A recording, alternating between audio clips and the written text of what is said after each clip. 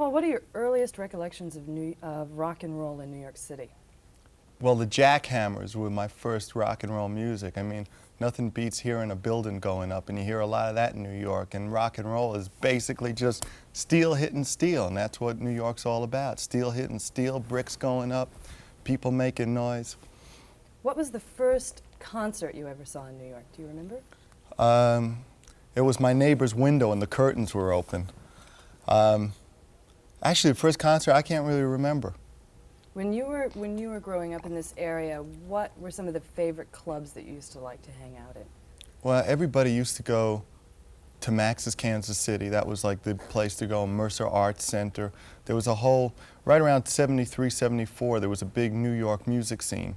And a lot of bands were coming out of New York. A lot of them didn't last too long, but there was a lot of excitement. It was New York Dolls, Magic Tramps, Wayne County, a whole lot of stuff going on. We were part of that, I guess. How did you get started in rock and roll? Well, you know, when I was 6 years old, my dream was to be 16. That's all I wanted to be. Somebody else wanted to be a doctor. I just wanted to be a teenager. So I guess, you know, youth and rock and roll go hand in hand. And I mean, that's all I ever wanted, and that's what I want today. That's what we all want. How did KISS get together? Well, we saw each other on the street, and we were the only guys walking around with white face and platform boots, so we said, hey, let's form a band. But I think basically the reason we got together was because we were the audience. And we were the audience that finally made it up to the stage. We were the guys who were sitting in the audience paying for tickets, while some guys were taking acid and jamming on Midnight Hour for 3 hours. And we just got tired of paying for that kind of stuff, so we said, man, we're going to become the band that we never saw. So we took 10 steps, made it up to the stage, plugged in the amps, and the rest is history, I guess. Here's a question that I'm sure you've never heard before. Where did the idea for the makeup come from? Well, you know, there was a lot of bands at the point when we were getting together who were, a lot of them looked like they had fleas. I mean, you know, it looked like, it wasn't what we wanted to look like. We figured we wanted to give the audience something to look at. And it just seemed like the next step was makeup. It must have been a good step because everybody's doing it now.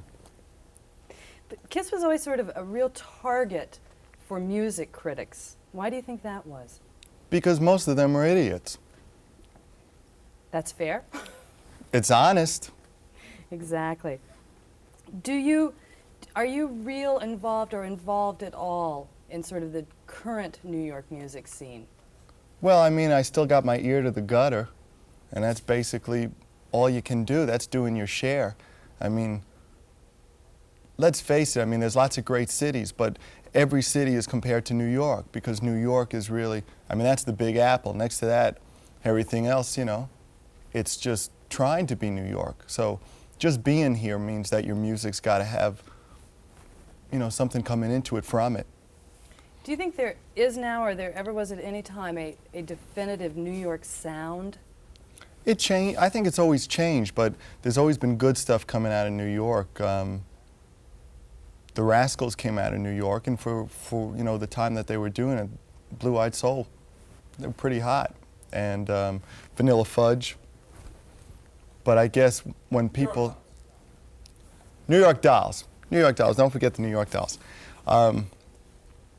But hey, I guess if it's survival of the fittest in the big city, I guess KISS has been around quite a while. Do you think it's more difficult to make it in New York than anywhere else, as the old song says? Man, you just got to find a woman. I don't think it's hard to make it anywhere. You know, it's just, you just go for it. I mean, if you believe in what you're doing and you got something to offer, people want it, you know? I mean, it's really that simple. There's no big secret to it. Are there any current sort of hot New York bands that you're aware of that you see real potential for? No. No. On to the next subject. No hot New York bands at all. I'm sure there are, you know, but we're real busy. I mean, we spent the last couple of months doing Animalize, doing the latest album, and now we've been in rehearsals to go out and tour, so that doesn't leave you much room for anything else to do. So, I mean, we do that, and then we hit the road. So I'm sure there's a lot of stuff going on in New York that I'm just not aware of. Sometimes I find better things to do at night than see other bands. Tell me a little bit about the new tour. It should be a lot of fun. I mean, we're always trying to do something special and spectacular. The new stage is kind of, I guess it's a carryover from the whole Animalized concept. Oh, can we start again, please? God damn you! Tell me, are we okay? Tell me a little bit about the new tour. We're always trying to do something big and special. And I guess the new stage is a kind of carryover from the whole Animalized idea, which is the latest album. It kind of looks like Marlon Perkins and Wild Kingdom gone crazy. I mean, it's a lot of different kinds of animal furs. And we always like to create our own environment on stage. So we got ramps, amps, tramps, the whole thing. I mean, you know, it's Kiss World. When will you be back? When will you be playing in the United States?